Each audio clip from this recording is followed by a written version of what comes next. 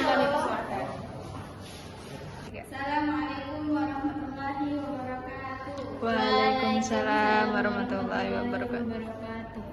Baiklah, saya akan menampilkan 10 judul. Judul pertama yaitu sejarah kodifikasi Al-Quran. Al-Quran itu adalah kitab sekaligus pedoman hidup untuk umat muslim dengan perantara Nabi Muhammad SAW. Prosesnya itu ada 22 tahun, 2 bulan, dan 22 hari. Al-Quran itu terdiri dari beberapa nama, yaitu ada Az-Zikir, At-Tanzil, dan Al-Furqan. Pengumpulan Al-Quran itu pada masa Nabi, pada masa Abu Bakar, dan pada masa Utsman bin Affan. Kemudian yang kedua ada Asbabun Nuzul. Asbabun Nuzul merupakan 2 kata, yaitu asbab dan nuzul. Asbab yang berarti sebab dan nuzul yang berarti turun. Macam-macam asbabun nuzul itu terbagi menjadi 2, yaitu ta'addud al-asbab wa an-nazil wahid. Kemudian yang kedua ada ta'addud an-nazil wa al-asbab wahid.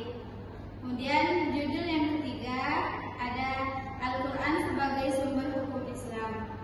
Al-Quran yang berasal dari bahasa Arab yang berarti bacaan.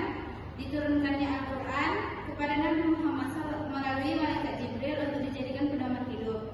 Adapun sumber-sumber hukum Islam yaitu Al-Quran, hadis, ijma, dan qiyas.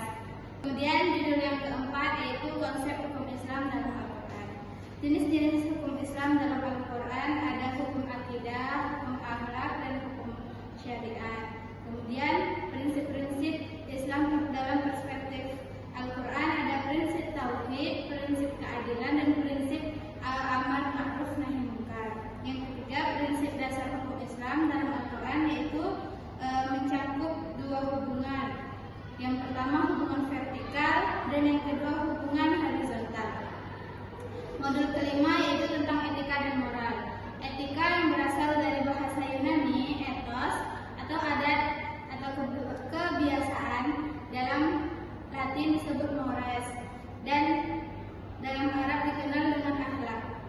Macam-macam etika dalam Islam itu ada takwa, adab, ihsan, adil, kesederhanaan, hikmah, amanah, silaturahmi, tawadhu, dan husnuzon. Pengertian moral berasal dari kata Latin moralitas. Dalam bahasa Arab itu disebut akhlak. Sumber-sumber moral itu pertama ada ajaran agama atau wahyu Allah, kemudian yang kedua kodrat manusia atau moral universal, yang ketiga ada istiadat, dan yang keempat hukum atau adat dan negara. Kemudian modul keenam memahami esensi tauhid Al-Quran. Tauhid itu berasal dari kata tauhid yang artinya mengesahkan Allah. Artinya itu meyakini bahwa Allah itu Maha Esa.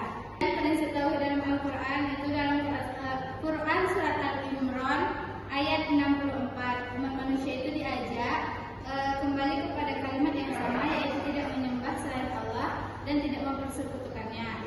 Kemudian yang ketiga dimensi tauhid dalam Al-Quran ada tauhid rububiyah, tauhid uluhiyah, dan tauhid asma wa sifat. Kemudian yang ketujuh ada konsep keadilan dalam perspektif Al-Quran. Jenis-jenis keadilan itu yang pertama ada keadilan distributif, yang kedua keadilan sebagai kesamaan, dan yang ketiga keadilan kapitalis. Kemudian prinsip-prinsip keadilan ada al-musawwah, yang kemudian ada proporsional, yang ketiga kejujuran, dan yang keempat kemurnian niat atau ikhlas. Kemudian modul yang ke-8 konsep pendidikan dalam perspektif Al-Quran. Al-Quran sebagai kitab suci umat Islam berfungsi sebagai pedoman hidup yang sempurna. Ia tidak hanya menjadi mukjizat Nabi, tetapi juga sumber ajaran yang memandu kebahagiaan manusia di dunia dan akhirat.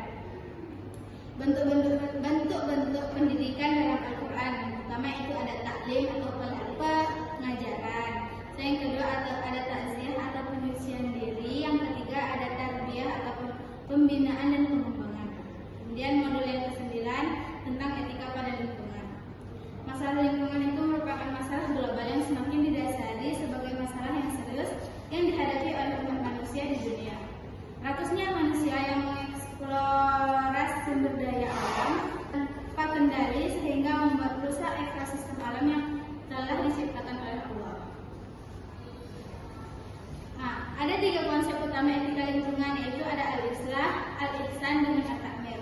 Al-islah itu memperbaiki kerusakan yang terjadi akibat perbuatan manusia, sedangkan al-ihsan menjaga dan memelihara lingkungan, dan yang terakhir at-ta'mir mengelola dan memakmurkan bumi dengan prinsip keberlanjutan.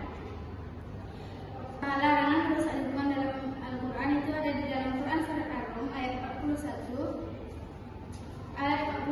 bahwa kerusakan di darat dan di laut itu terjadi akibat perbuatan manusia, supaya mereka itu sadar kembali ke jalan yang benar. Kemudian modul yang ke-10 yaitu tentang etika berkomunikasi. Etika berkomunikasi berarti aturan moral yang mengatur bagaimana seseorang menyampaikan pesan dengan cara yang benar, baik, dan tidak merusak hubungan sosial.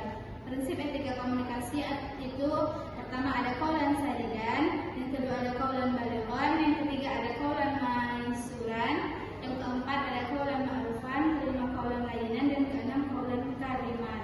Saya Mentoljana izin bertanya kepada pemateri, sebutkan prinsip-prinsip hukum Islam dalam perspektif Al-Quran. Baiklah, saya akan menjawab pertanyaan dari Mr. Jannah. Prinsip hukum Islam dalam perspektif Al-Quran itu ada 3, yaitu prinsip tauhid, prinsip keadilan, dan prinsip amar ma'ruf nahi munkar. Baiklah, izin bertanya kepada pemateri, sebutkan apa saja dimensi tauhid di dalam Al-Quran. Baiklah, saya akan menjawab pertanyaan dari Fadila Nur Astia, yaitu dimensi tauhid dalam Al-Quran itu ada 3. Yang pertama tauhid rububiyah, kemudian tauhid uluhiyah, dan tauhid asma wa sifat. Baiklah, hanya sekian yang dapat saya sampaikan. Wabillahi taufiq wal hidayah. Wassalamualaikum warahmatullahi wabarakatuh. Waalaikumsalam warahmatullahi wabarakatuh.